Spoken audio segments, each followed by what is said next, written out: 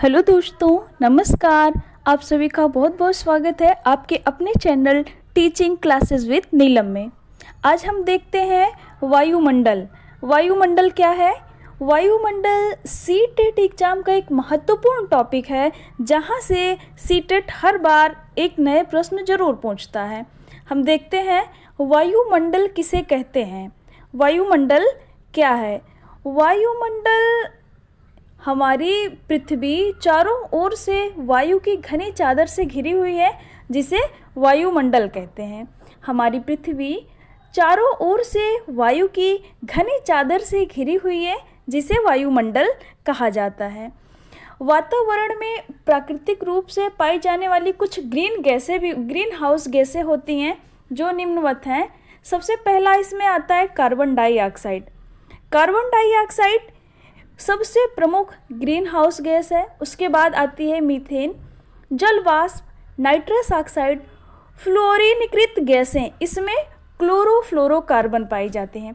Chlorofluorocarbon ये gas कहाँ से निकलती है? हमारे घरों में जो एसी होता है उससे और रेफ्रिजरेटर से। नेक्स्ट देखते हैं हम, वायुमंडल में पाई जाने वाली सामान्य गैसें कौन सी होती हैं? तो वायुमंडल में पाई जाने वाली सामान्य गैसें हैं नाइट्रोजन तथा ऑक्सीजन। ऐसी दो गैसें हैं जिनमें वायुमंडल का बड़ा भाग बना होता है। नाइट्रोजन वायु में सबसे अधिक पाई जाती है, लगभग 78%। ऑक्सीजन की मात्रा लगभग 21% होती है। नेक्स्ट देखते हैं आर्गन। आर्गन की मात्रा इसमें 0.93% होती है। कार्बन डाइऑक्साइड की मात्रा 0.03% हमारे वायुमंडल में पाई जाती है। इन अन्य सभी गैसों के अलावा धूल के छोटे छोटे कण भी हवाओं में मौजूद होते हैं। अब हम देखते हैं नाइट्रोजन क्या है। नाइट्रोजन के बारे में थोड़ा सा विस्तृत में देखते हैं, क्योंकि ये सीटेट का एक महत्वपूर्ण टॉपिक है और यहाँ से प्रश्न भी पूछा जाता है। नाइट्रोजन वायु में सर्वाधिक पाई जाने वाली गैस है। जब हम सांस लेते हैं तब फेफड़ों में कुछ नाइट्रोजन भी ले जाते हैं और फिर उसे बाहर निकाल देते हैं, परंतु पौधों को अपने जीवन के लिए नाइट्रोजन की आवश्यकता होती है। वे सीधे वायु से नाइट्रोजन नहीं ले पाते हैं। पौधे नाइट्रोजन को कैसे ग्रहण करते हैं? जब हम सांस लेते हैं, हमारे सांस में हमारे अंदर कुछ जो नाइट्रोजन चली जाती है, और जब हम कार्बन डाइऑक्साइड के साथ उसको निकालते हैं, उस तरीके से पौधों को नाइट्रोजन की कुछ प्राप्ति होती है। और दूसरा तरीका क्या होता है कि मृदा से कैसे? मृदा तथा कुछ पौधों की जड़ों में रहने वाले जीवाणु, जिन्हें बैक्टीरिया कहते हैं, बैक्टीरिया से नाइट्रोजन लेकर इसका स्वरूप बदल देते हैं, जिससे पौधे इसका उपयोग कर सकते हैं। नेक्स्ट आती है ऑक्सीजन। ऑक्सीजन वायु में प्रचुरता से मिलने वाली दूसरी गैस है। मनुष्य तथा पशु सांस लेने में वायु से ऑक्सीजन प्राप्त करते हैं। हरे पादप प्रकाश संश्लेषण द्वारा ऑक्सीजन उत्पन्न करते हैं। इस प्रकार वायु में ऑक्सीजन की मात्रा समान बनी रहती है। यदि हम वृक्ष काटते हैं तो यह संतुलन बिगड़ जाता है। इसीलिए कहा जाता है कि हमको वृक्ष को नहीं काटना चाहिए और अधिक से अधिक वृक्षों का रोपण करना चाहिए, यानी अधिक से अधिक पेड़ पौधे को लगाना चाहिए, ताकि हमारा पर्यावरण संतुलित रहे और हमको स्वच्छ वायु मिल सके और हमें ऑक्सीजन की पूर्ति हो सके, ऑक्सीजन की प्राप्ति हो सके। नेक्स्ट नंबर आता है कार्बन डाइऑक्साइड का। कार्बन डाइऑक्साइड एक महत्वपूर्ण गैस है और ये कार्बन डाइऑक्साइड को हरे पौधे अपने भोजन के रूप में प्रयोग करते हैं और ऑक्सीजन वापस देते हैं। जैसे हम मनुष्य ऑक्सीजन को ग्रहण करते हैं तथा कार्बन डाइऑक्साइड को छोड़ते हैं, सेम कंडीशन हरे पौधे कार्बन डाइऑक्साइड को भोजन के रूप में प्रयोग करते हैं और वापस ऑक्सीजन देते हैं। मनुष्य और पशु कार्बन डाइऑक्साइड बाहर निकालते हैं। मनुष्यों तथा पशुओं द्वारा बाहर छोड़ी जाने वाली कार्बन डाइऑक्साइड की मात्रा पादपों द्वारा प्रयोग की जाने वाली गैस के बराबर होती है, जिससे यह संतुलन बना रहता है। परंतु यह संतुलन कोयला तथा खनिज तेल आदि ईंधनों के जलाने से गड़बड़ हो जाता है। वे वायुमंडल में प्रतिवर्ष करोड़ों टन कार्बन डाइऑक्साइड की बढ़ोतरी करते हैं।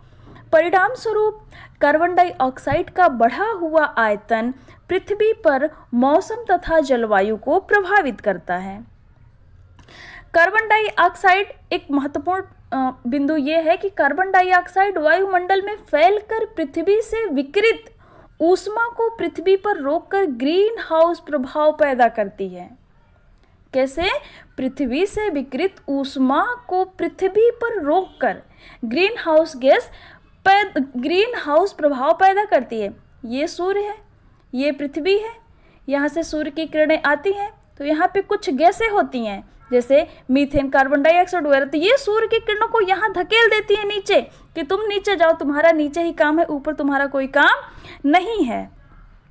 और इसके अभाव में धरती इतनी ठंडी हो जाती, जब ये जहाँ आई गैस और इधर से लौटने को करी तो यहाँ पे जो कुछ गैसें वो इनको नीचे ढकेल देती हैं। जब ये नीचे आ जाती है तब क्या होता है कि जो यहाँ ये वाला पार्ट है, ये यहाँ पर जब ये गैसें आती हैं और इनके अभाव में धरती इतनी ठंडी हो जाती है कि इस पर रहना असंभव होता है। किंतु जब कारखानों एवं कार के धुएं से वायुमंडल में इसका स्तर बढ़ता है तब इस ऊष्मा के द्वारा पृथ्वी का तापमान बढ़ता है। इसे भूमंडलीय तापन कहते हैं। इसे भूमंडलीय तापन कहते हैं। तापमान में इस वृद्धि के कारण पृथ्वी के सबसे ठंडे प्रदेश में जमी हुई बर्फ पिघलती है, जिसके परिणाम स्वरूप समुद्र के जल स्तर में वृद्धि होती है, जिससे तटीय क्षेत्रों में बाढ़ आ जाती है। वातावरण में प्राकृतिक रूप से पाई जाने वाली ग्रीन हाउस गैसें, इनको पहले ही बता दिया गया है कि इनमें कुछ ये हैं: कार्बन डाइऑक्साइड, मीथेन, जलवाष्प, नाइट्रस ऑक्साइड और फ्लोरीकृत गैसें। फ्लोरीनीकृत गैसों में बताया गया कि क्लोरोफ्लोरोकार्बन आती है। अब हम देखते हैं वायुमंडल की संरचना।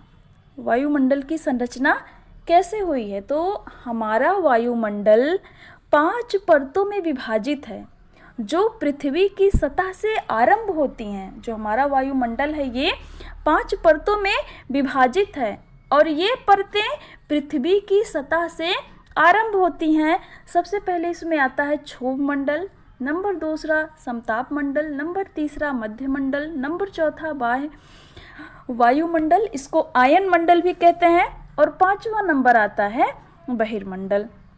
हम सबसे पहले देखते हैं नंबर 1 पे क्षोभ मंडल। क्षोभ मंडल क्या है?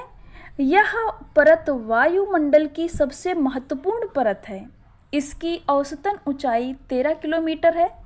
हम इसी मंडल में मौजूद वायु में सांस लेते हैं। मौसम की लगभग सभी घटनाएं जैसे वर्षा, कोहरा, आंधी, तूफान एवं ओला वर्षण इसी परत के अंदर होता है। समताप मंडल नेक्स्ट नंबर आता है। समताप मंडल क्षोभ मंडल के ऊपर का भाग होता है।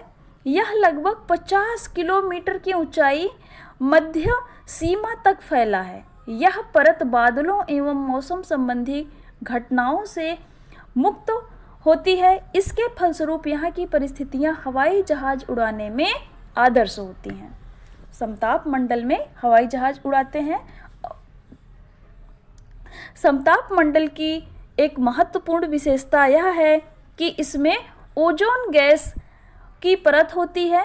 यह परत सूर्य से आने वाली हानिकारक गैसों से हमारी रक्षा करती है। सूर्य की पराबैंगनी किरणें जिनमें अल्ट्रावायलेट किरणें होती हैं जिनसे हमारे त्वचा को नुकसान हो सकता है, उनसे ओजोन गैस हमारी रक्षा करती है। अब ओजोन गैस से याद आता है कि ओजोन दिवस कब मनाया जाता है? तो ओजोन दिवस कब मनाया जाता है? 16 सितंबर को। ओजोन दिवस कब मनाया जाता है? 16 सितंबर को। नेक्स्ट क्वेश्चन याद आता है कि ओजोन को मापने की इकाई क्या है? ओजोन को मापने की इकाई क्या है? तो डाप्सन।